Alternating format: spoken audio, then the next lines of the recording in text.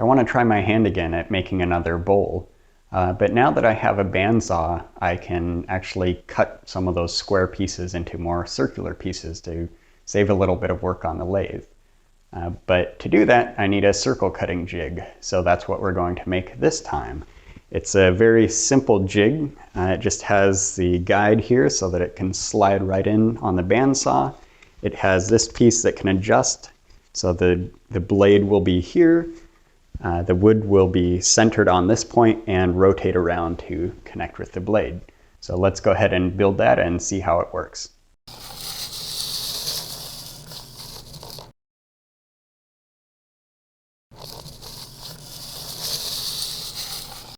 The first thing I needed to do was just make sure the table was perpendicular to the blade. So I used a square and just nudged it. Then I tightened it and I tightened it. Tightened. For some reason the handle doesn't work here. So I solved this problem by making a minor modification. And I just used the angle grinder to take care of this end piece and cut that right off the handle.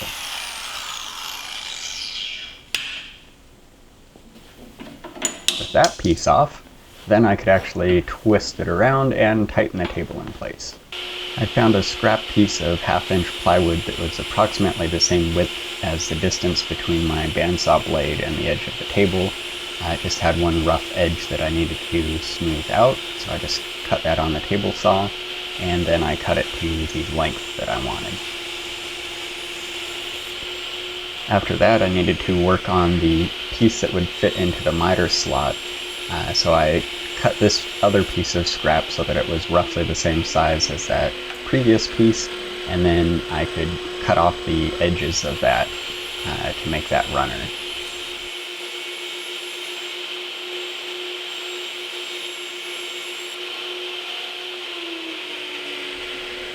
This first piece is meant to fit into sort of the bottom of the upside down T for that track, and that fit pretty well. So then I just needed to cut a thinner piece that would fit on top of that.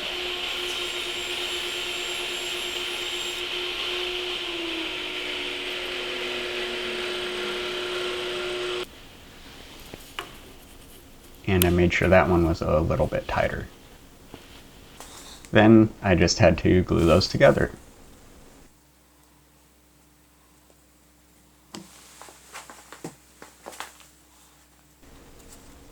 Since I didn't want to leave this on my bandsaw the whole time, I just lined the pieces up and slid them out, and then I could put spring clamps along the length, and that would make sure the pieces were lined up with each other how they needed to be. And this was a lot of spring clamps. Next up, I needed to figure out what kind of groove I was going to cut into the main piece, and this is where the sliding piece that allows me to adjust how big the circle is will go. So I lowered the table saw blade down to about 1/4 of an inch, and then I just made several passes to create this groove.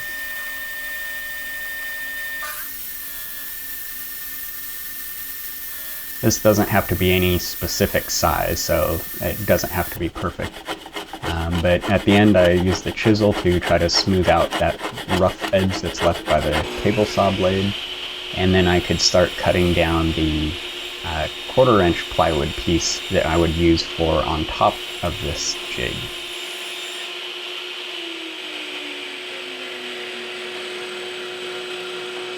You can get a better idea of how this goes together right here. Basically, these two pieces are just going to create a slot. And now I'm creating the sliding piece that will go in and out. So I'm just marking off the width based on that slot that I had cut and chiseled earlier.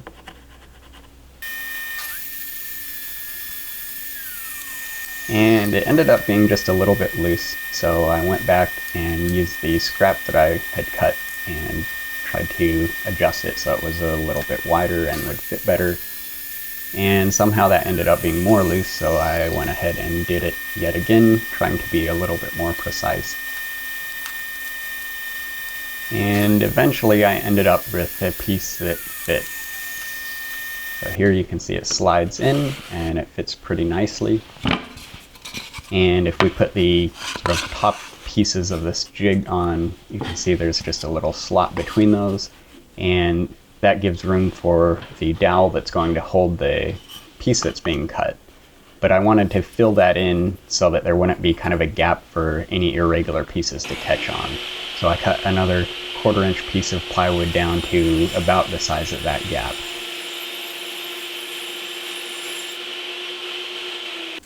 I used a couple of spring clamps to just hold on one side of the top so that I could get a straight edge to line this piece up and glue it down.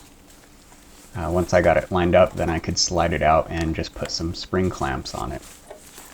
I think this is the most spring clamps that I've ever used in a project. One of them took a jump for it, so I put it back. And then I could start gluing the top on.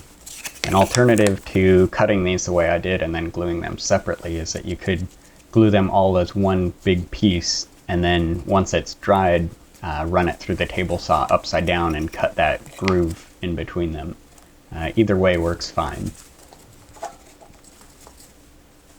I did have to watch out a little bit that the piece slid around from some of the glue when I was first putting the spring clamps on, so I just had to make sure that the edges were lined up.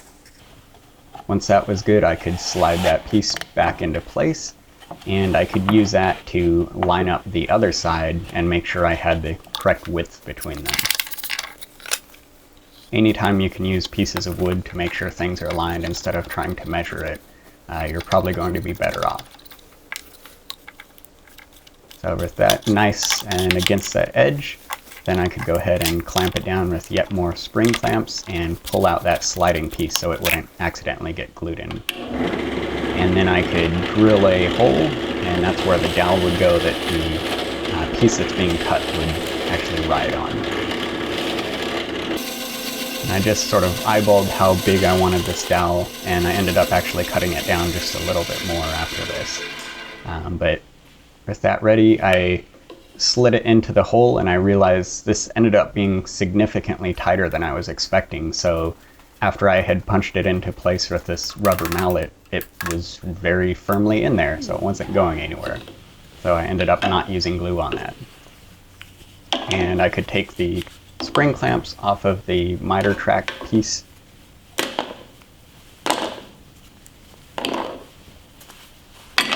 and verify that glued up correctly. So it seems to slide in well, but it is just a little bit tall, so I ended up sanding it down. Most of these slots are 3/8 of an inch, and this is roughly 1/2 an inch. So once I sanded it down, then it was nice and even with the table, and I could apply some glue on the piece, and I pulled it out so that I could spread it around so I wouldn't spread the glue all over the table. But I slid it back into place and set the jig on top of it roughly where I wanted.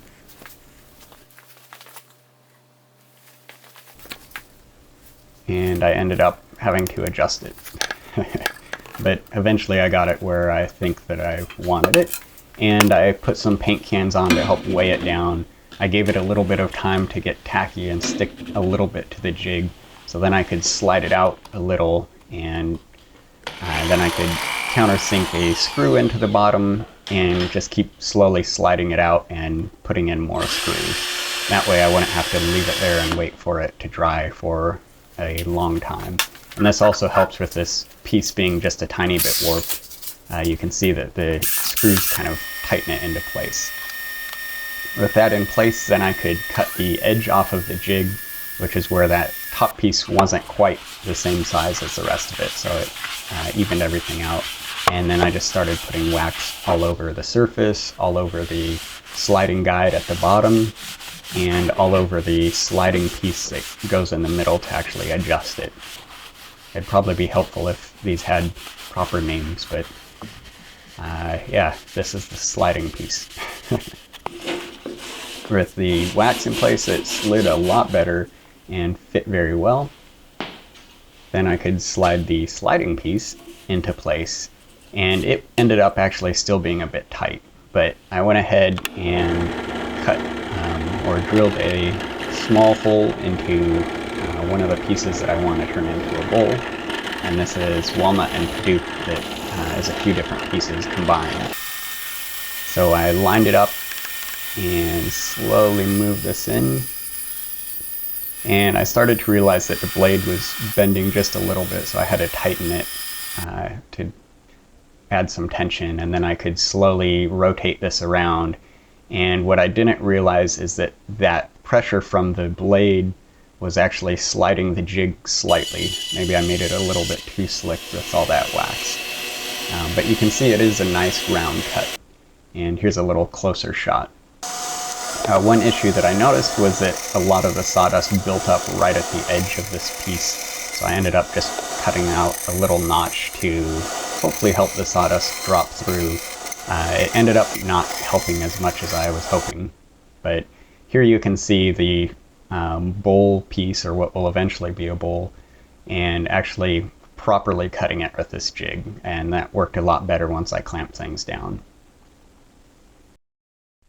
One thing that I'm thinking about doing with my videos is just having a kind of outro to talk about things that worked well or didn't work well. Usually I talk about them a little bit during the video, but sometimes it might be nice to have something at the end. So this jig more or less does its job. A few things that I learned are just that the pressure of the wood spinning and pushing against the blade creates a little bit of movement with this. So I either need to clamp it down, or I can make a little guide here to clamp it that way, or maybe on the other side. I think for now I'll just clamp it down because that's quick and easy. The other thing is this sliding piece, I put it in there pretty tight so it will hold its place quite well. But it might be better to make this a lot more loose, and then you can clamp it back here, or potentially put a wedge in there or use a screw underneath or something to hold that in place. So either one, but for a piece made of all scraps and thrown together pretty quickly, it seems to do the job.